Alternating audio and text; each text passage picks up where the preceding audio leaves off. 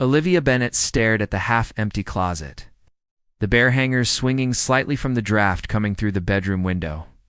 3 hours ago, her husband of 11 years had packed his things and walked out. No dramatic scene, no shouting. Match just a calm declaration that he had found something real with someone else. That someone being Cassandra, his 26-year-old executive assistant. "I never meant for this to happen," Thomas had said, his voice steady as he folded his designer shirts into a suitcase. "But I can't deny what I feel anymore." The pain had hit her in waves. First came the shock and numbness that allowed her to stand silently as he explained how their marriage had become comfortable but passionless. Then the humiliation, burning hot across her face when he mentioned Cassandra's name. Now, alone in their modern suburban home, came the crushing weight of abandonment. Her phone buzzed with another message from her sister, Rebecca Olive. "Please call me. I'm worried about you." She couldn't bear to respond, couldn't bear to say the words aloud. "My husband left me for a woman 15 years younger, a woman who wore crop tops to office happy hours and called everyone babe." The worst part wasn't even the betrayal. It was the realization that she'd been blind to it. For months, Thomas had been working late, taking weekend business trips, growing distant. She'd attributed it to stress from his expanding investment firm. She'd even felt guilty for not being more supportive 2 days later. Olivia sat across from her lawyer, a stern woman named Patricia, who spoke with efficient precision. "Given that Mr. Bennet has moved significant assets in the past 6 months, we have grounds to investigate financial concealment," Patricia said, making notes on her tablet. "The condo in Whistler, for instance, ... Olivia nodded mechanically. The condo she'd never seen. The condo where she now realized Thomas had probably taken Cassandra for romantic getaways while claiming to be at investment conferences. "And the prenuptial agreement has a fidelity clause that works in your favor," Patricia continued. But the legal details washed over her. What good was a favorable settlement when her life plan had disintegrated? At 38, she'd expected to be starting a family by now, not dividing assets. After the meeting, Olivia drove to her childhood home in Pine Ridge, a small town 3 hours from the city. Her parents had left it to her when they retired to Arizona, and she'd kept it as a rental property. Now, with the tenants recently moved out, it became her refuge. The familiar creaking of the porch steps greeted her as she carried her hastily. Packed suitcase inside, the house smelled of pine and dust, untouched for weeks since the last tenants left. That night, lying in her old bedroom beneath glow-in-the-dark stars she'd stuck to the ceiling as a teenager, Olivia finally let herself cry. Not delicate tears, but ugly, wrenching sobs that left her gasping for breath. She cried for the life she'd lost, for the children she might never have, for the humiliation of being replaced. "This is rock bottom," she whispered to herself. When the tears finally subsided, "This is where I start over." 6 weeks after moving back to Pine Ridge, Olivia had established a routine. Mornings were spent in her home office, managing the remote consulting work she'd taken on after leaving her marketing director position. Afternoons often found her renovating her childhood home, painting walls and replacing fixtures, tasks that left her too exhausted to think. Evenings were for long walks along the town's quiet streets, avoiding old acquaintances who might ask uncomfortable questions. "You can't hide forever," Rebecca said during their weekly phone call. "You need to start living again." "I am living," Olivia protested. "I'm just doing it quietly." "The annual Harvest Charity Gala is next weekend," Rebecca pressed. "You're going." Absolutely not. I already bought your ticket." "Wear that blue dress you never returned to me." Which is how Olivia found herself standing awkwardly at the edge of the grand hall of the Pine Ridge Historical Society, clutching a glass of champagne and wishing she were invisible. The room buzzed with conversation and laughter, locals in their finest attire mingling beneath crystal chandeliers. "If it isn't Olivia Matthews," came a voice from behind her. She turned to see Gloria Peterson, her high school English teacher, now well into her 70s, but still impeccably styled. "I heard you were back in town." "Small towns?" Olivia smiled weakly. "No secrets? None at all?"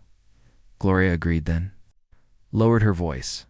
"Which is why everyone knows your ex-husband is a fool." Before Olivia could respond, Gloria continued, Have you met Jackson Rivers? He donated the new library wing. Such a generous man and single, I might add. Olivia followed Gloria's gaze to a tall man across the room. He stood out among the locals in his perfectly tailored suit, listening intently to the mayor's animated speech. Something about him seemed vaguely familiar. I haven't, Olivia said, hoping to end the conversation. Well, that won't do. Jackson, Gloria called, waving him over. Olivia felt her cheeks flush with embarrassment as the man excused himself and walked toward them. Up close, she could see the subtle threads of silver in his dark hair and the intelligent warmth in his eyes. Gloria, he greeted the older woman with genuine affection. Still trying to fix everyone's problems? Only the interesting ones, Gloria replied, then gestured to Olivia. Jackson Rivers, meet Olivia Bennett, one of my brightest former students. Matthews, Olivia corrected quietly. I've gone back to my maiden name. Understanding flickered in Jackson's eyes. Pleasure to meet you, Ms. Matthews.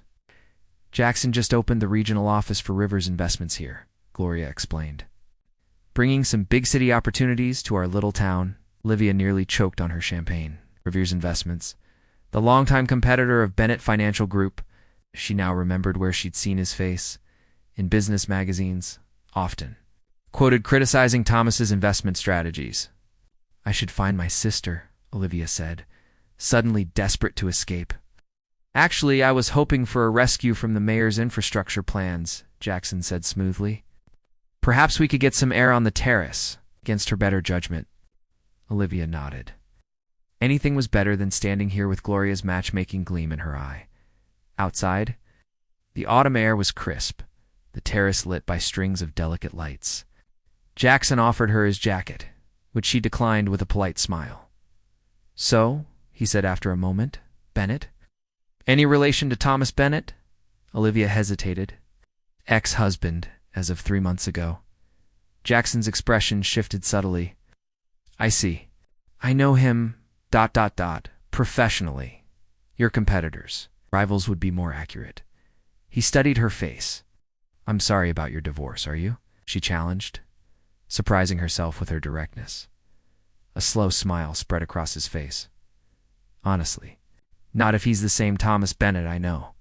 Despite herself, Olivia laughed, the first genuine laugh she'd experienced in months. Autumn faded into winter, and Pine Ridge transformed into a postcard-perfect snow globe. Olivia found herself spending more time in the company of Jackson. Rivers first through casual encounters at the local coffee shop, then through intentional dinner meetings to discuss the town's economic development committee they'd both joined. Admit it, Rebecca teased during their Sunday brunch. You like him? Olivia rolled her eyes. We're friends. Barely even that. You've mentioned him 16 times in the past hour. Because he's infuriating. Yesterday, he argued that the committee should prioritize tech infrastructure over the historical district renovation. Rebecca stirred her coffee with a knowing smile. Yes, very infuriating how he's bringing high-paying jobs to town and donating to the after-school programs. The truth was more complicated than Olivia wanted to admit. Jackson was charming, intelligent, and unexpectedly kind. But every conversation with him carried an undercurrent of shared history. His rivalry with Thomas created an invisible triangle that made her uneasy. On a snowy Tuesday evening, Olivia was closing up the community center. After a committee meeting when Jackson appeared at her side, dinner, he asked simply. I know a place that makes incredible pasta. The restaurant was warm and intimate, tucked away in a converted Victorian house at the edge of town. Over candlelight and red wine, Jackson told stories of his childhood. In Boston, his years building his company, and his decision to expand into smaller markets. What about you? He asked. What made you stay in Pine Ridge? Not staying permanently, she clarified. Just, regrouping from the divorce. Olivia nodded, twirling pasta around her fork. I lost myself in that marriage. Became Thomas's wife instead of Olivia Matthews. And who is Olivia Matthews? The question caught her off guard. I'm still figuring that out. Later, as they walked through the gently falling snow, Jackson stopped under a street lamp. Snowflakes caught in his dark hair as he looked at her intently. Should tell you something, he said, his breath forming clouds in the cold air. When I first moved here and heard you were Thomas's ex-wife, I was curious. Olivia felt a chill that had nothing to do with the temperature. Curious? Thomas and I have history beyond business. In college, we were roommates, friends even, till he stole my research for his senior thesis and took the fellowship I'd been working toward. That doesn't sound like Olivia began, then stopped herself. After Thomas's betrayal, could she really say what he was or wasn't capable of? Years later, he orchestrated a public takedown of my investment strategy during a financial conference. Cost me clients' reputation. Jackson's jaw tightened at the memory. So yes, when I heard his ex-wife was in town, I wanted to meet you. Olivia stepped back, sudden clarity washing over her. So our friendship, was it just about getting back at him? At first, Jackson admitted, his honesty surprising her. But Olivia, that changed after our first real conversation. You're nothing. Like what I expected, and what did you expect? A trophy wife, shallow socialite. Someone who would choose Thomas Bennett, he said simply. Olivia turned away, confusion and hurt swirling within her. I need to go home, Olivia, Jackson called after her. I'm sorry. If you give me a chance, I'll prove that's not who I am anymore. But she continued walking, the snow covering her footprints almost as quickly as she made them. Back home, wrapped in a blanket on her porch swing, Olivia confronted uncomfortable truths. Hadn't she also been curious about Jackson because of his connection to Thomas? Hadn't she enjoyed hearing stories that painted her ex-husband in an unflattering light? Perhaps they were both using each other to heal old wounds? The next morning, a delivery arrived, a potted orchid with a simple note. People are more than their worst mistakes and their worst pain, including both of us. J. Olivia placed the orchid on her kitchen windowsill. Splash of life against the winter landscape outside. Asterisk, by early spring. The snow had melted, revealing the first tentative green shoots of new life. Olivia's relationship with Jackson had evolved from cautious friendship to something neither could deny was deeper. They had established boundaries, agreed to leave Thomas in the past, and focused on building something genuine between them. On a mild April evening, they strolled through the town square after attending a local theater production. I've been offered a position back in the city, Olivia said, watching Jackson's expression carefully. Digital marketing director for a tech startup. His face remained neutral, but she noticed his steps slowed. Congratulations. It's a good opportunity. It is, she agreed, but I'm not sure I want to go back. Because of Thomas? Because I'm not sure that life fits me anymore? She stopped by the fountain at the center of the square. I've been thinking of starting my own consulting firm here. The community center has offered me office space. Jackson's smile was immediate and warm. You'd be brilliant at it. Would it be strange? Is being in the same small business community strange? No. He took her hand, his thumb tracing circles on her palm. Wonderful? Absolutely. The kiss that followed felt inevitable, a natural progression of the feelings that had been building between them for months. His lips were gentle against hers, asking rather than demanding, and Olivia found herself leaning into him, into the promise of something new. The spell was broken by the chime of her phone. Olivia pulled away reluctantly to check the message, then froze. What is it? Jackson asked. Thomas, she whispered. He's in town, wants to meet tomorrow. Jackson's body tensed beside her. Why? Something about paperwork for the house sale. She put her phone away, her hand trembling slightly. I have to see him. Of course, Jackson said, his voice carefully controlled. Do you want me to come with you? No, Olivia said quickly. That would be complicated. The next day, Olivia sat in the town's upscale cafe, her fingers wrapped tightly around her coffee cup as she watched Thomas walk in. He looked both familiar and strange, the same confident stride, the same expensive watch, but somehow diminished. In her eyes. Olivia, he said, taking the seat across from her. You look well? What papers need signing, Thomas? She asked, keeping her voice neutral. He had the grace to look embarrassed. That was an excuse. I wanted to see you. Why? Things. With Cassandra, didn't work out. Olivia felt a laugh bubble up inside her, surprising them both. You left me for her, and now you're telling me it didn't work out? She wasn't what I thought, Thomas admitted. Nobody is, it seems. Including me, especially you. I made a mistake, Olive. The old nickname felt wrong now, like a sweater. That no longer fit. No, You made a choice. Several choices, actually. Thomas leaned forward.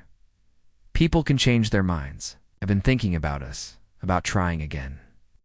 Before Olivia could respond, the cafe door opened and Jackson walked in. He spotted them immediately, his steps faltering before he nodded politely and turned toward the counter. Is that Jackson Rivers? Thomas asked, his expression darkening. What's he doing in Pine Ridge? He lives here now, Olivia said simply. Thomas's eyes narrowed as he looked between them. Are you seeing him? My personal life isn't your concern anymore.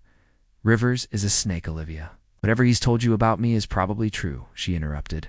Like what you told me about him probably has some truth. But I've learned to make my own judgments. As she stood to leave, Thomas grabbed her wrist. He's using you to get to me. You know that, right? The seed of doubt that had been planted in her mind took root. Olivia pulled her arm away and walked, out passing Jackson without a word. Later that evening, a knock at her door revealed Jackson standing on her porch, concern evident in his features. Are you okay? He asked. I don't know, she answered honestly. Thomas said you're using me to hurt him. Jackson's jaw tightened. And you believe him? I don't know what to believe anymore. She leaned against the doorframe. Maybe this is all too complicated. Olivia, Jackson said softly. I won't pretend I didn't enjoy the idea of Thomas seeing us together. But what's between us, it's real for me. How can I be sure? How can I trust either of you? Because I'm standing here asking you to trust yourself. Trust what you feel, what you know about me now, not what either of us was in the past. As she looked into his eyes, Olivia realized the decision wasn't about choosing between two men. It was about choosing herself. Asterisk. Summer arrived in Pine Ridge with blazing sunshine and the sweet scent of honeysuckle. Olivia's consulting business had grown rapidly, occupying a cheerful office in the renovated community center with a small team of 3 local employees. Her life had found a new rhythm, one that felt authentically hers. Rather than an extension of someone else's, her relationship with Jackson remained in a careful holding pattern. After their conversation on her porch that spring night, they had agreed to take a step back, to give Olivia space to sort through her feelings without pressure. You're being ridiculous, Rebecca said during their weekly video call. The man clearly adores you. It's complicated. Olivia sighed, adjusting her laptop screen. Only because you're making it complicated. Thomas messed with your head, then showed up and messed with it again. Meanwhile, Jackson has been nothing but patient. Olivia couldn't argue with that assessment. In the months since Thomas's visit, Jackson had respected her boundaries while remaining a steady presence in her life. Their interactions at community events and committee meetings were friendly but reserved, both of them careful not to cross the invisible line they'd drawn. Thomas, meanwhile, had returned to the city after his failed reconciliation attempt. The final paperwork for their divorce had been completed, the last financial ties severed. He occasionally sent texts that Olivia left unanswered on a warm July evening. Olivia found herself at the lakeside park where the town was hosting its annual summer festival. Families spread blankets on the grass, children chased fireflies, and local vendors sold everything from handcrafted jewelry to fresh lemonade. She spotted Jackson near the boathouse, deep in conversation with the high school principal about funding for a new computer lab.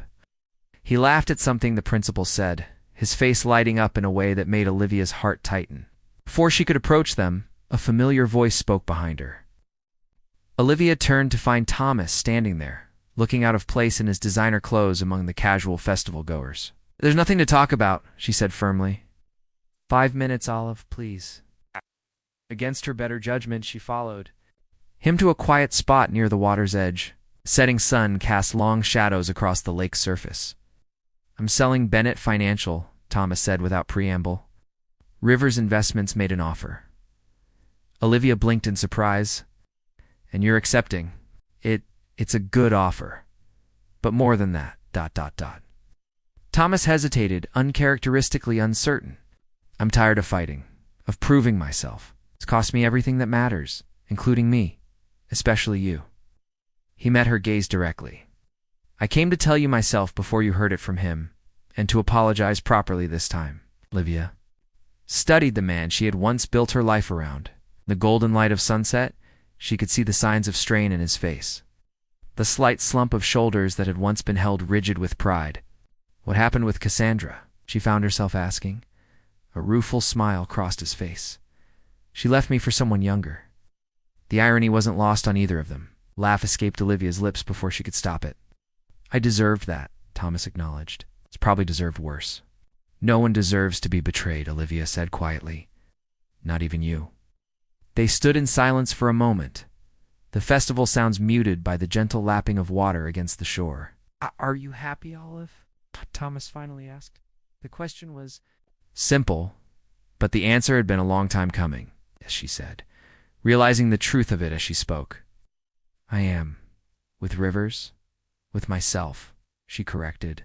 Jackson is part of that happiness, but not the source of it. Thomas nodded slowly.